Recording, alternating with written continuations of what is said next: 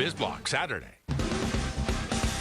Impact segment tonight, the nation was stunned when Congressman Joe Wilson from South Carolina interrupted President Obama's speech last month. There are also those who claim that our reform efforts would ensure illegal immigrants. This, too, is false. The reforms I'm proposing would not apply to those who are here illegally. It's not true. Well, now there's new information that says illegal aliens may well indeed receive Obamacare if the bill passes. Joining us now from Atlanta, constitutional attorney Shannon Gessling, and here in the studio, Fox News senior judicial analyst Judge Andrew Napolitano, author of the book Dred Scott's Revenge, A Legal History of Race and Freedom in America. So, Judge, you say illegals will have to get health care, if it passes, government-mandated health care, under equal protection. Absolutely. The last time the Supreme Court looked at this was when the state of Texas tried to keep the municipalities in Texas from educating the children of illegals.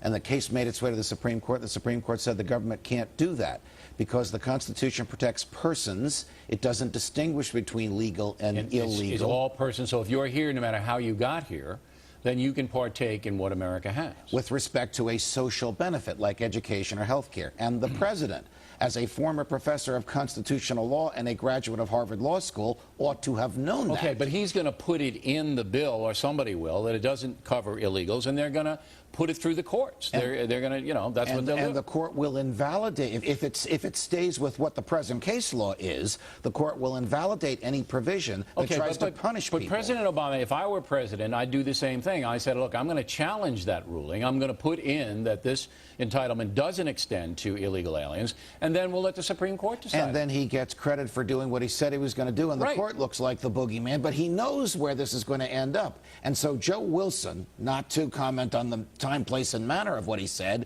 may have known the Constitution better than the president did. If he indeed was referencing that. How do you see it, Shannon? Well, I hate to just chime in, but the judge is right. There's actually Prop 187, which is the California proposition, which was related to social services. There was actually a case that was brought. Congress reacted to the attempt by California to exclude illegal aliens from social services, not dissimilar to the Texas case that the judge is talking about. Congress enacted legislation that made it impossible to exclude illegal aliens. And in fact, put it in a real-world context, you have the President of the United States, the highest law enforcement officer, graduate of Harvard, editor of the Law Review, who is suggesting that he doesn't know the consequences of the public option. And the public option carries with it all the baggage that the government takes with it. All right, so you concur with the judge that if this passes, the government-mandated part of it has to extend to everybody in the United States, whether they're here illegally or not. There's no doubt about it. Absolutely, and the judge... Well, you cannot avoid constitutional precedent, and you can't avoid it in the way that there's a suggestion that the president is going to make an exception. In your opinion, Shannon, was Obama grandstanding here? I don't necessarily have an issue about the grandstanding. What I'd rather say is that this is a political comment rather than a legal commentary. Do you think he knew? Do you think he knew that he was in shaky ground here constitutionally? I have no doubt he's on shaky ground constitutionally. No, do you think he knew he was? Do you think he intentionally misled us? See, if he knew what Napolitano just said, that look, no matter what I write in there, it's not going to matter because it's already been decided. And then he said it anyway because I didn't, when he said it, I said, ooh, that sounds good. He's a tough guy. Okay. I didn't know that the other stuff was in there.